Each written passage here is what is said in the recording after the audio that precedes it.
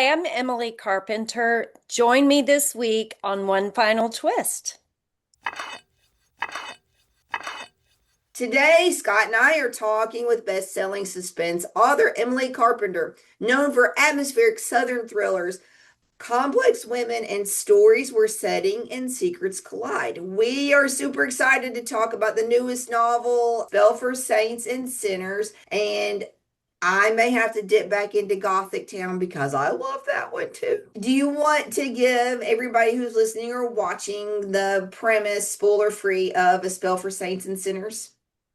Absolutely, I would love to. So it's always hard for me to keep it short, so I'll try to keep it very brief here. The book is about a sidewalk psychic named Ingrid who lives in Savannah. She has inherited her psychic business from her grandmother, who also left her old crumbling townhouse on one of the squares in Savannah. So naturally, Ingrid is struggling financially when she gets to do a reading for the daughter of the wealthiest family in Savannah.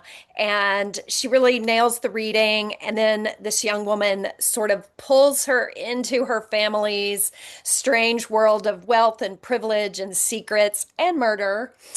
And before long, that it's not going to take some dangerous magic to get her out. So Gothic Town was a small town, and Yeah. that was the setting. And so now, this A Spell for Saints and Sinners is Savannah, of course, is much bigger.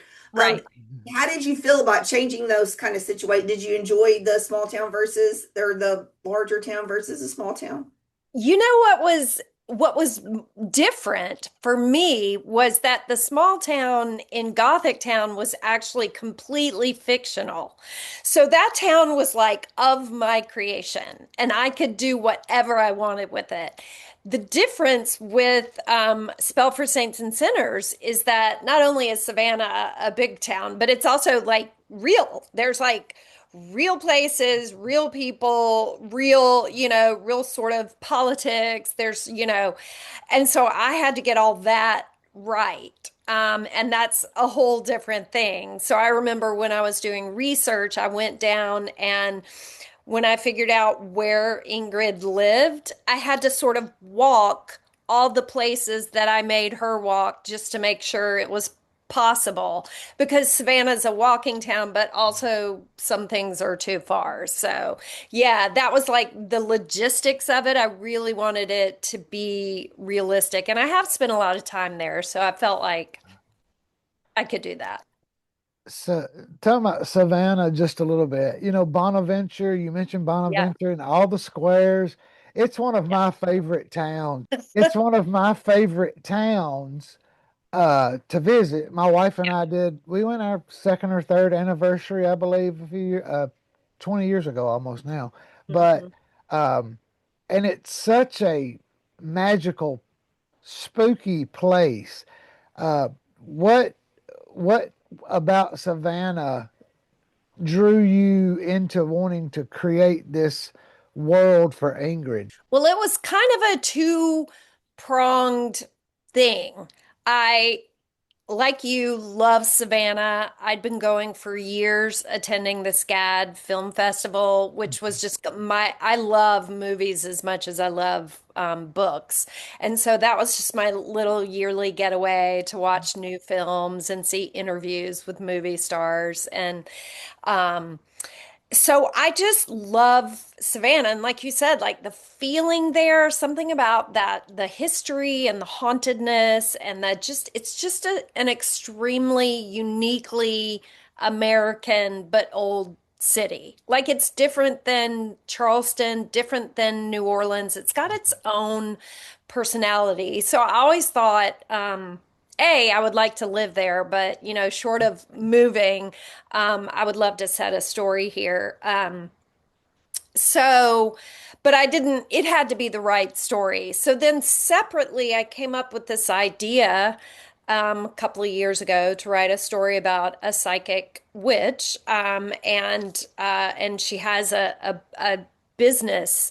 And I thought, oh, Okay, those two things fit together perfectly. Like I would never like set it in Atlanta. I would want to set that kind of story about a psychic in a very spooky, haunted, um, thinly veiled place. Yeah. Yeah. Have you ever had your cards read or visited a psychic just for you, like before even the book? Have you done it? So I hadn't, when I came up with this story, I had not done it because honestly, I was very much raised that that's dangerous. Don't do that. You know, you're messing with the dark side. You know, you don't want to tempt that side of things. And so I hadn't done it. And I was doing research and I was like, oh, I'm gonna have to go to a psychic. And um so yeah, I did. I actually on one of my research trips in Savannah, I went to a psychic and he was fantastic. And he also read the tarot cards. And yeah, it was a really wonderful first experience. And he got a lot of things right, actually. So yeah, it was really, there were a couple of things in there. I called my husband afterwards and I was like, okay, you got to listen to this whole, and it took me an hour to tell him everything. It was a really great experience, actually. So when you wrote Ingrid, was Ingrid based on a specific person, or was she just purely out of your imagination? Oh, she was totally from my imagination. She was, I mean, all characters, I guess, that we writers write, they're sort of this magical mix of a little bit of ourselves, like the good part of us, a little bit of the shadow part of us, a little bit of this and that and characters. And um I took a little bit of Travis Bickle from Taxi Driver. I took a little bit of Carrie White from Stephen King's Carrie. Um, and I kind of, but then she kind of became herself, and when you start building that history of a character, like Ingrid has this, she was, dropped off by her mother at age 6 on her grandmother Edie's doorstep. So she has these like abandonment issues in her life. She was bullied as a kid in elementary school, and but this sort of character started forming in my own mind, and by the time you get to the end of the book, she really was her own person. That she feels very real to me, although I know she's just fiction, but I'm like sometimes my characters do start to feel like real people to me. And I really loved Ingrid. I did not approve of everything she did. And I wanted her to be more mature than she actually is. Like I wanted her to be more well-adjusted, but she is what she is. She's not there yet, Yeah. She's on a journey. When you finish a book and after hearing you talk about Ingrid, do you miss them when you miss your characters when you're done? I do a little bit. I will say that there are elements when you do finish a book, there is always sort of this feeling of, oh my God, I'm so glad I'm done with that. Like it's very difficult to write a book. It's fun. There's a lot of like moments of just inspiration and you're really in the zone, but it's a difficult task to complete a book. So after those initial feelings of, oh my God, thought this would never end, or oh, I thought I would never figure out how to like get myself out of that corner I painted myself into, or, you know, whatever the editorial issues are, there are some moments, and it's like this, like when I take a moment to reflect about Ingrid, I'm just like, oh, Ingrid, like, girl, I want to just like pull her aside and say, you don't need to try so hard to make people love you. Like, just just breathe and let the people who actually love you love you. And when I think that way, I'm like, why am I thinking this way about a fictional character? But it does show me that I do miss them and that I have like these feelings of empathy for them. So Do it's an you odd do thing. do you think you'll ever go back to Ingrid's world and do another book with Ingrid and possibly some of the other characters that were in the book? I would love that, but that is such a market consideration. You know, this is a business, and so if my publisher says, "Oh my God, yes, you sold all these books, we must have another book about Ingrid or in her world," absolutely, I'd always be open, but that's like a money Ah, performance type decision. I guess. I mean, would you consider going indie if you could bring Ingrid back without them? Yeah, for sure. I published a series of contemporary romance years ago, um, indie under a different name, and I literally just forgot that pen name. I was like, what is that name? Oh, no, yeah. So, but yeah, I think publishing indie is like actually like a real free space. I had a lot of fun with it because I just felt like it was for me and I was just writing something that was entertaining me and I didn't have anyone to report to. So yeah, for sure. I would always be open to doing that. And I love kind of where the indie world is now.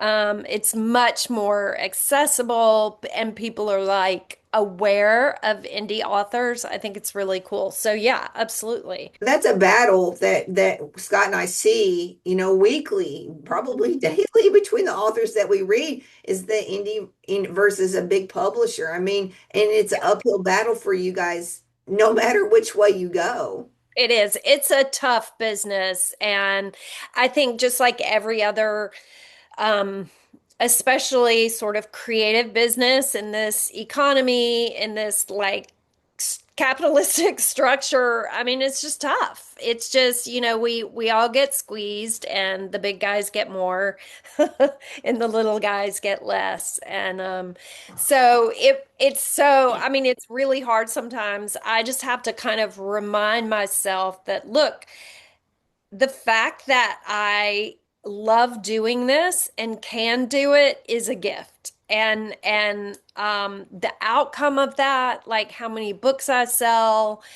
how popular I am, whatever, that stuff I can't really control. So I'm just going to continue to do what I can, write the best books I can, and try not to fret over the business of it. I did a little bit of digging on your website and I saw that you worked on a soap opera or you were Yeah. an assistant. Tell us a little bit Yeah. about that. That sounds really Yeah. interesting because I grew up watching One Life to Live, All My Children, General Hospital, and Days of the Our young, Lives, the maybe? young, the what? The Young, the Restless. Young and the Oh, Restless. Yeah, because I okay. my Well, you were grandmother.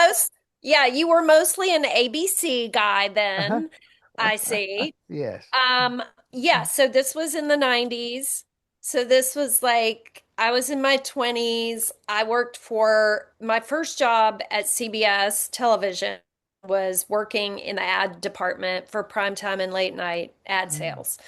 So that was just money and business and sales and da da da. And it was still kind of exciting, but where I really wanted to be was one floor down where the casting department was, and they were seeing actors and then daytime programming for the soaps, Guiding Light and As the World Turns. Those were the two CBS soaps that they taped in New York.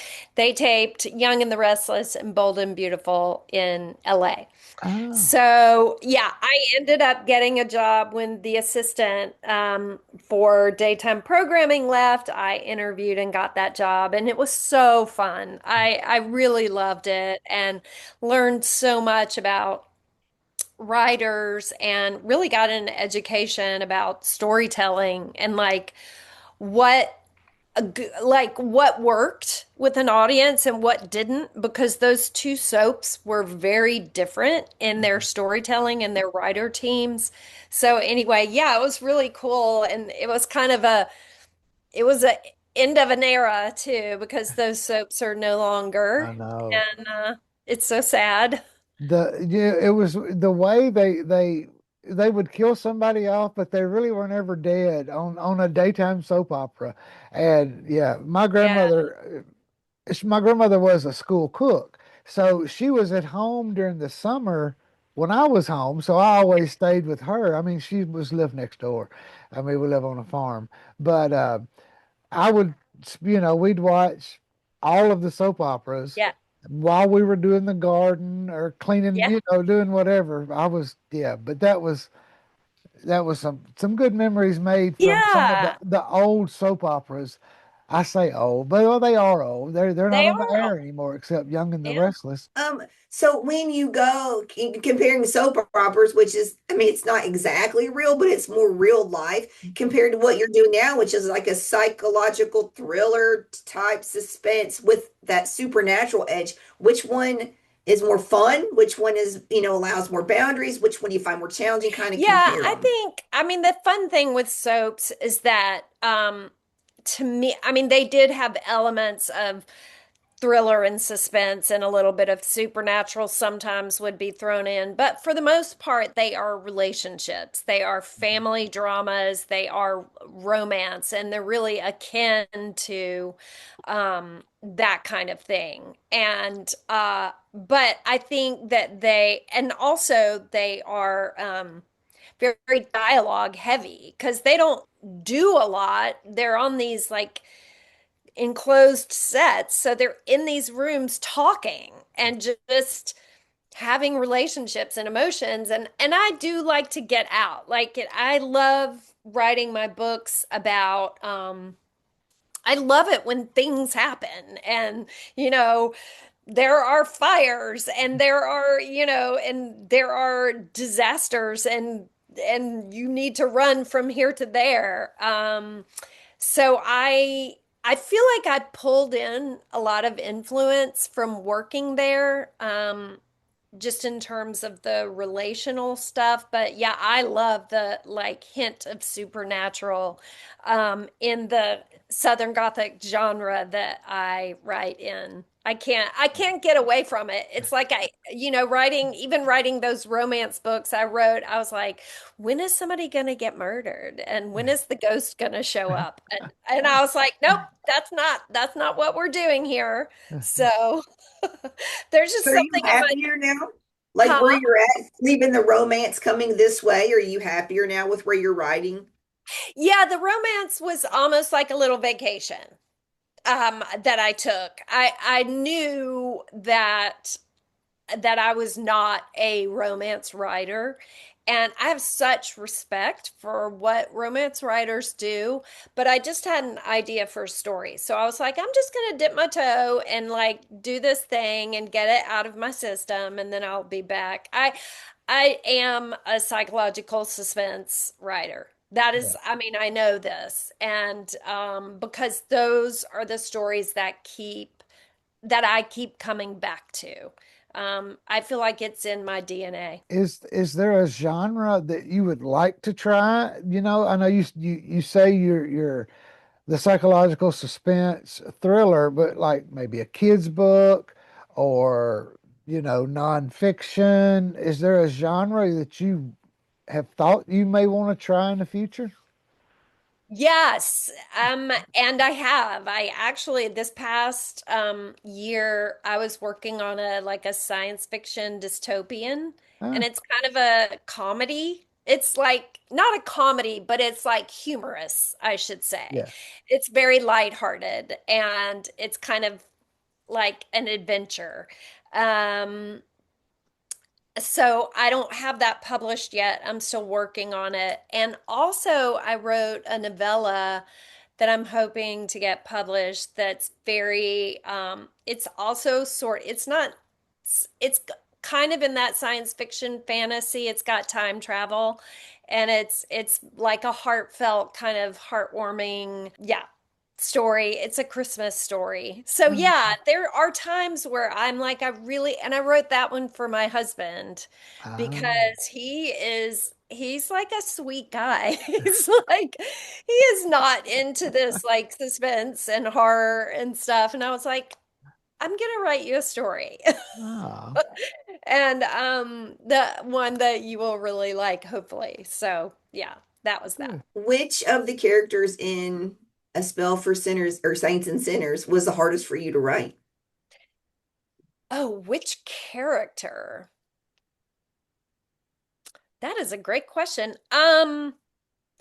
They were all actually delightful. I will say the one that was a bit of a cipher to me and took me the longest time to figure out like what his deal was Cass Loeffler. He Mhm. is the youngest son of the Loeffler family, and Ingrid gets a really intense crush on him, and like has a little sort of relationship with him. She has a situationship, as the kids say, Yeah. with Cass.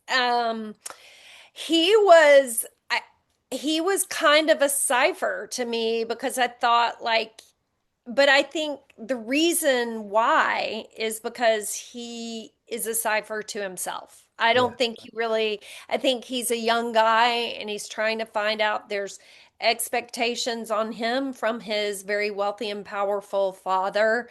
And he's kind of rebelling against that. At the same time, he occasionally lies about where he went to college and what what he's doing. And he's kind of avoiding responsibility and he's kind of delving into his ancestry and religion. I don't think he doesn't know himself.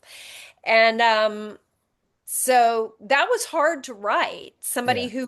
who is in process and who is struggling. But I loved him. I just was like, oh, buddy, come on. One of my favorite characters in the book, one of the side characters is Scoot. Yeah. Now, she is messy Oh, and yeah. southern. I mean, Yes. she is the true Boudreaux type, Weezer Boudreaux kind of Yes. character. Yes. And As my friend used to say, she will get you. yes, but Yeah. she is such a messy. I mean, she's drunk and it's just Yeah. she'd probably be the life of the party for about 10 minutes and you probably have to leave because you Yeah. couldn't handle her that Yeah. long. Yeah, she is that like over like life-size colorful character that everybody loves but kind of they secretly hate because like she's a lot of fun but she's mean as a snake Yeah. and she will get you. If she wants to get you, she will get you. And she is just that classic woman that I think that older generation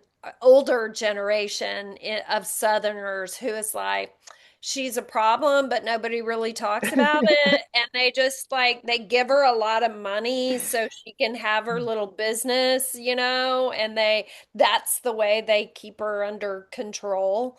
And yeah, she was an absolute blast to write Yeah, because she just says the meanest things. Yeah. yeah. She's completely out of hand. She's one of those characters that, she says what everybody else is afraid to say, you Oh yeah. know. Oh yeah. She was fun to read. I'm not going to say a whole lot else about her because I don't want to give anything away to the readers, but Yeah. she's worth reading. I mean, Yeah. she's one of those characters that you really enjoy when she gets her point of view, when it's her chapter, it's really fun. Yeah. And Uh, she has a little, childish nickname, Scoot, that makes her sound like she's this innocuous little baby child. And no, she's anything but that. yeah. Do you know who your side characters are before you start? Like, do you start with your group of characters or do they just come as you're writing? Well, both. I mean, I will say, like, I knew my core characters. I knew that I needed to know the Loeffler family, so I had them. Um, what came as I wrote were things like Mrs. Lineberger that worked for the Loefflers, and Yeah. like Adrian, the chauffeur, and like some of those smaller characters. And I knew like Ingrid's friend Miles and Boney. I knew those guys. It was fun to write Ingrid's neighbors. Yeah. Those kind of came to me as I was writing. And that was right at the beginning. In the beginning, Ingrid has these neighbors on either side of her townhouse that she just assumes that they don't like her because they really don't talk a lot, and she also assumes that they want to buy her townhouse. And as the book goes on, and she really develops a relationship with both of them, that was a lot of fun to write because Ingrid is realizing she has more allies than she thought. Yeah. And these people are Ingrid has been a little defensive and has up her walls when she's got, some people on her side Yeah. who care about her. I kind of have a reviewer question, so it's a little bit personal for me because I That's went back and I pulled my reviews for both books. And what I write in my reviews versus what I want to talk to you about seem like they're two very different things. So from an author's perspective, which do you enjoy reading more? Like what we really feel or what will like kind of I don't want to say will carry the book. It's so hard. I never thought when I started doing this that writing reviews will be hard. Like, they are hard. should I be professional and say this is why you should read it, or should I say this is what I love the most? And you only have a couple paragraphs. It's not like, and I'm wordy. I Yeah. will admit it. I could talk all day. Scott's saying, oh, yes, she can. So, so what do you, as an author, feel do you like seeing come across your page? So I am one of those people that does not read my reviews. Not because I don't think they're valid. I think they are valid, but being an artist is a really vulnerable thing.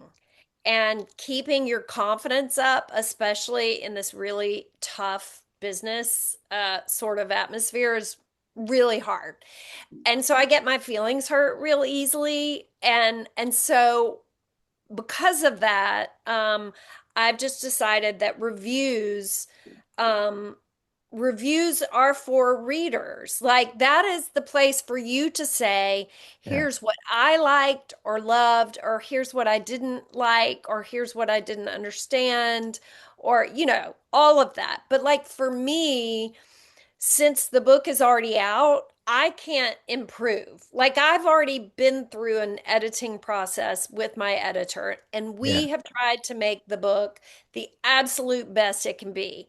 So at that point, I have to just like shut out that noise. Yeah. So yeah, I'm just um, I've heard other authors talk about like I read on my reviews and I just can't do that. I would just spiral if somebody like said something that hurt my feelings.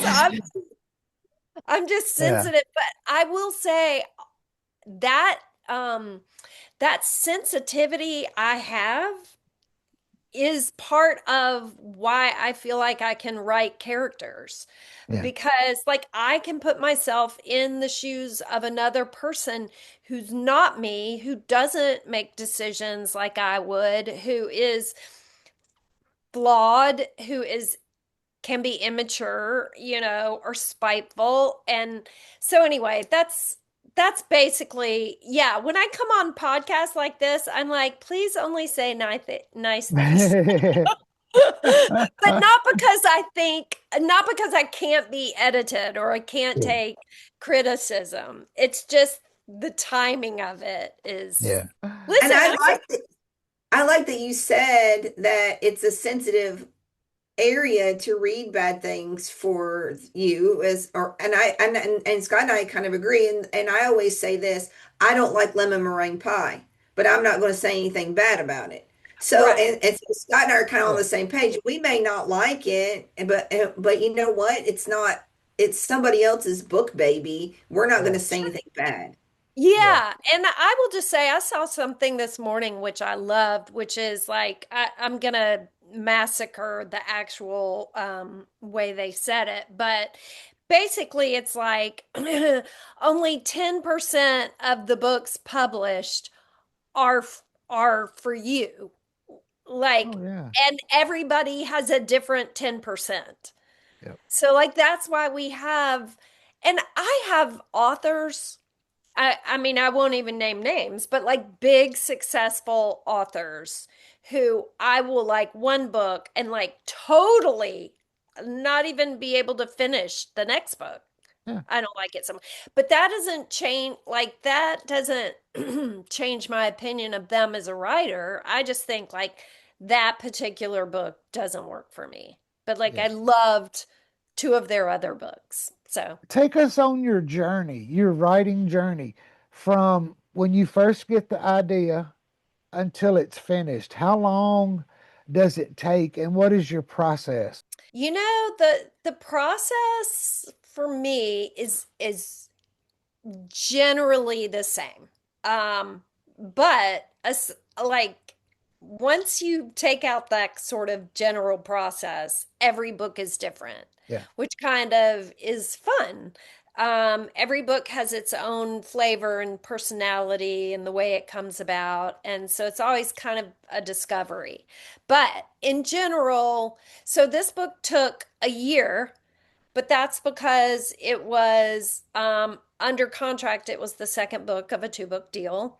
And so I had a delivery date. So I had much more of a schedule, which is not really a problem. It just makes it a different experience.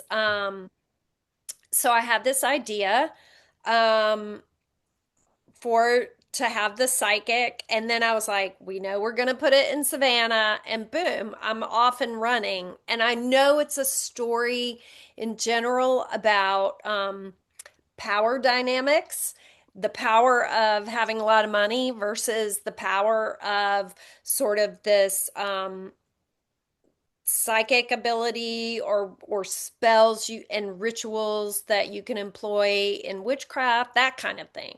Uh, And so then I figure out a very basic three-act structure outline, and I write that down, and I make sure I have like the big scenes that, I call them set pieces, that I have some exciting, like cool stuff in there that's gonna like interest me as well as the reader. And then I get going, and when I write that first draft, I'm like I am off and running. It's like a marathon. I do not stop. I write at least 2,000 words a day until it's done. oh, wow. Because it's very much it's very much like momentum. If I stop when I'm drafting that first draft, it is really hard to get back into it. Yeah. So I will write until I get to the end. And I'm just kitchen sinking it. I'm throwing every idea I possibly have and basically just telling myself the story. And then that second draft, I put it aside. The second draft, I go and I try to make sense of it, and I decide, am I going to use this element, that element? I fix all the mistakes, most of them. I mean, but it's kind of a mess, that second draft, because I've written the first one so quickly. And so that this process for this book was a year. Um, I typically don't take a lot longer than that because I do write very fast and I edit very quickly as well. Um, and I'm always having new ideas, so I just like to like go, go, go. During the editing process and cutting and getting down to the end, have you had to cut a scene in any of the books that you thought, oh man, I really wanted that in there? Oh,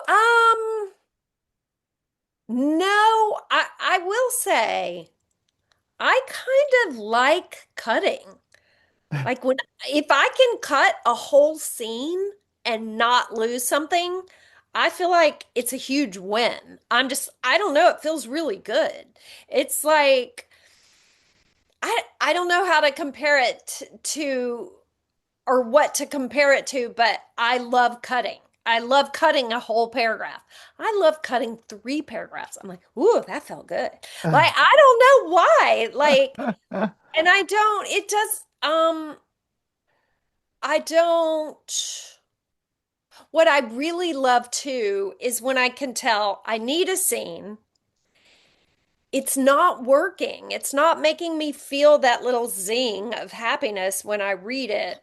But then when my editor comes back and says, here's how we fix this scene. Here's what we need in this scene. I follow her advice and then the scene works. That I love that collaboration of fixing a scene, whatever it's missing, that I just couldn't get.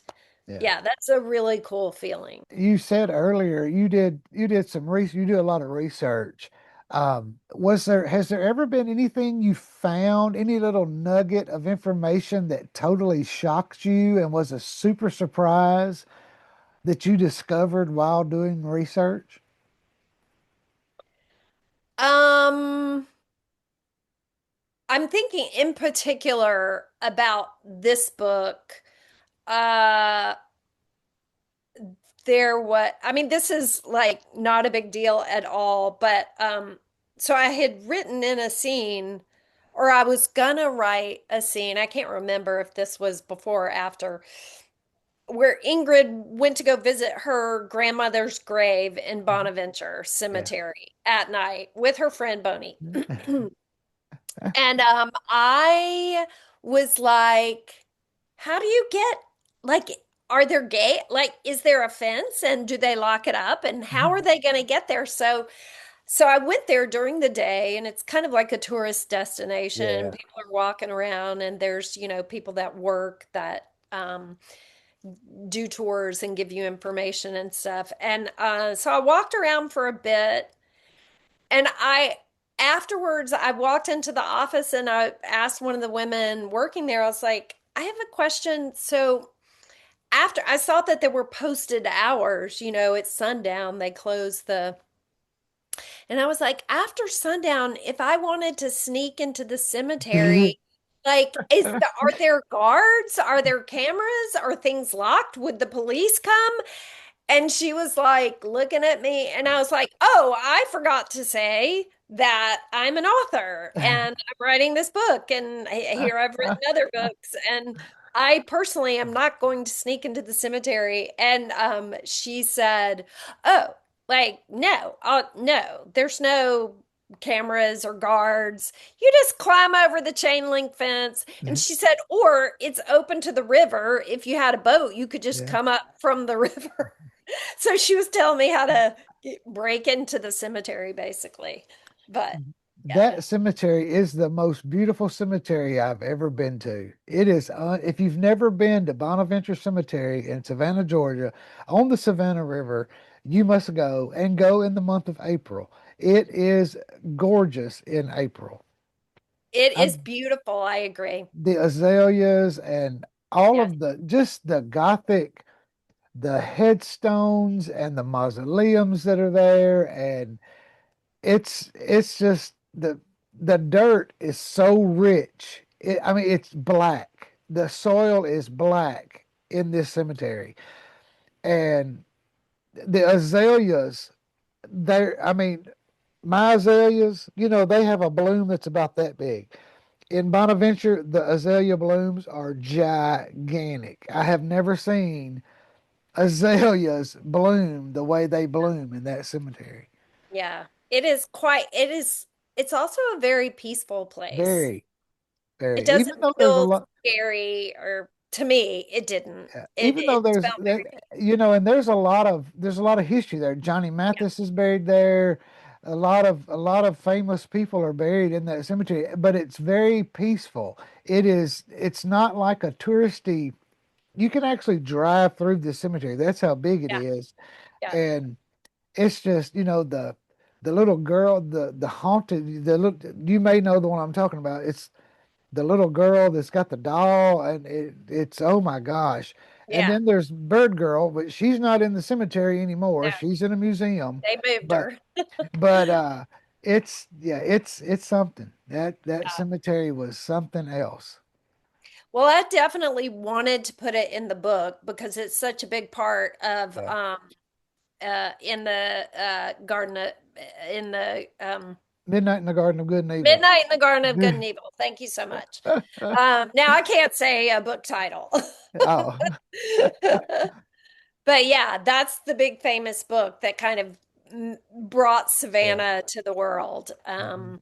So What were some of your early influences? Who did you read as a young person that influences your writing today? as a kid, I read Nancy Drew and Agatha Christie, like every other Gen X person. And I there were a couple of books that I read, and it's funny, I've this past year I've been collecting those books from my childhood that I usually I got the books from a Scholastic book fair, Yeah. and the ones that have stuck in my mind, and I've kind of dug them up in different places, and it's been really fun to collect them. But kind of that theme, Lois Duncan was a big one. You know, she wrote in the 70s. She wrote a gothic horror called Down a Dark Hall Uh-huh. that just I was obsessed with when I read it. And a lot of just a couple of like random books here and there that all of them had a sort of gothic feel to them. And then when I got to be a little older, very much VC Andrews, super gothic, like Yeah. super transgressive. Like, you know, we go back now and look at that and you're like, oh God, like that would never get published now, never. Um, but just kind of that feeling of just this is the real world, but not like this fabulously wealthy family living in this crazy house where everybody keeps falling down the stairs and dying, and I'm like, you really need to fix those stairs. Like they're just a death trap. Uh, Yeah, so those were my books. And then in my 20s really is when I discovered Daphne du Maurier and Rebecca and Jane Eyre. I discovered the Brontes in my 20s. So those are like the main, and Shirley Jackson, I guess. I yeah. mean, I read The Lottery in high school like everybody else did, but really started delving into and also discovered Stephen King in my Oh. 20s. Yeah. Yeah. What does success mean to you as an author? It depends on what day Yeah. it is. If I'm having a good mental health day, success is writing the book I want and being able to have it published. And, you know, maybe having a reader reach out to me and say, I couldn't put this book down. You know, it gave me a great reading day. I had a blast reading this book. Um, that is success to me. And then on other days, I'm like, success is being a New York Times bestseller, and I'm Yeah. not that yet. And you know, it all depends on the day. But I mean, So, truly, it really is um, being able to write the story that is in my mind. mhm. You know, somebody asked me a question. It was at my launch party. How often does an editor make you rewrite your story or like change an element of Mhm. your story? And I thought back I mean, this is my seventh book. That has never happened to me. Really?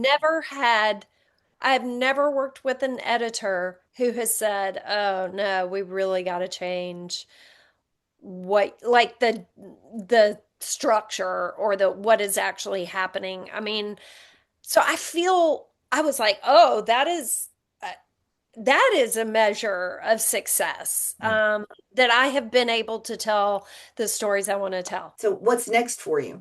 So I have a book coming out in next year in 2027, which is, speaking of Daphne du Maurier, it's a retelling of Rebecca, but it's set in contemporary Northwest Alabama in Muscle Shoals in the Oh, world of Americana and roots music. Um, so that was really, really fun, to write that one. What's I'm it a, going to be called? Because you know I'm going to add this to my 2027 Oh yeah. anticipation. Yeah. It's called Swamp Music. Okay. Unless they change the title. It's called Swamp Music. And yeah, it's about this young up and coming singer-songwriter. She's a banjo player. She is desperate to get her first album made with this kind of iconoclastic producer who lives on his family swamp property up in Northwest Alabama. And so, yes, and he was formerly married to a very popular singer who has now died. And yes, it's kind of the story of Rebecca. So if you know Rebecca, huh. you can take it from there. I'm just a couple of hours away from Shoals. Oh, are you? We go through there all the time. Yeah. Yes, I Um, love that area, Florence yeah. and Yeah, Tuscumbia. Florence. Yeah, We fish. We do a lot of fishing, and we go through North Alabama and fish down there. Florence, on the Decatur, Tennessee. on the Tennessee. Yeah. Yes, my Uh, husband goes on a fishing trip to the Tennessee River every oh, really? year with his Awesome. friend. He What does he? loved it. What does he fish for? Um, Fish. Uh, I mean, I I don't caught know a what they hundred. are. I mean, I'm so bad. I caught 100 pound catfish. Oh my gosh. Yeah. So Oh, my wife and I tournament fish, or we used to. We don't oh. anymore, but yeah. Well, my Yeah, biggest I is don't right at really do 100 it, pounds. so I don't know. But that is very impressive. That's quite impressive. Yeah. Oh, Yeah, I love it up there. And Muscle Shoals obviously has like an incredible yes. musical history. And I was talking to another author a few weeks ago, and a lot of people don't realize the amount of music that came from Muscle Shoals.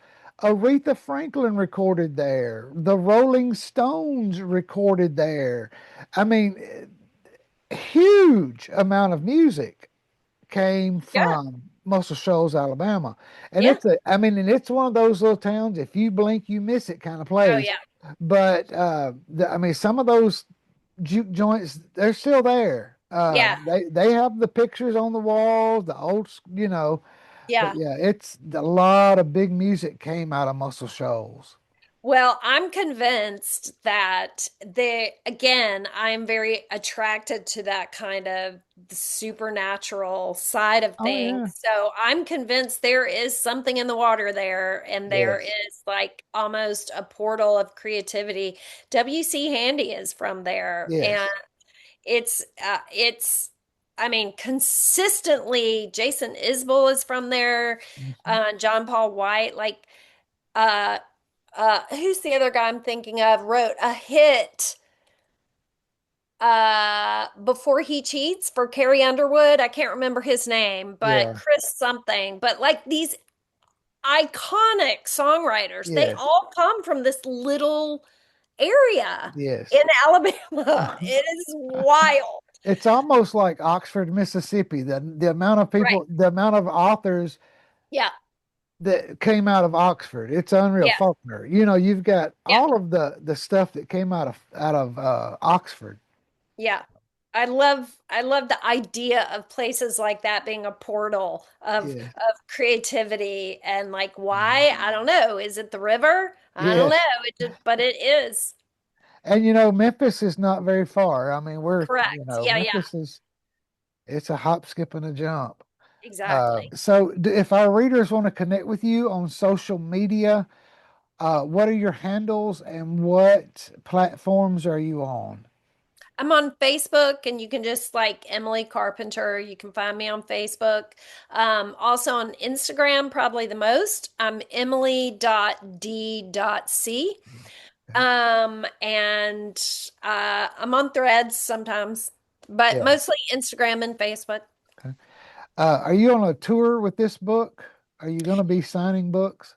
Yeah, kind of a right now I am this week I'm going to be in Auburn, Alabama on Thursday, and then Saturday I'm going to be in Ashland, Massachusetts. Uh-huh. Sunday I'm at in Gloucester, Ah, Massachusetts. okay. And then I'm kind of like going random places here and there. Yeah. Is there anywhere that you have signed books that they can order from, or they just need to try to catch you on tour?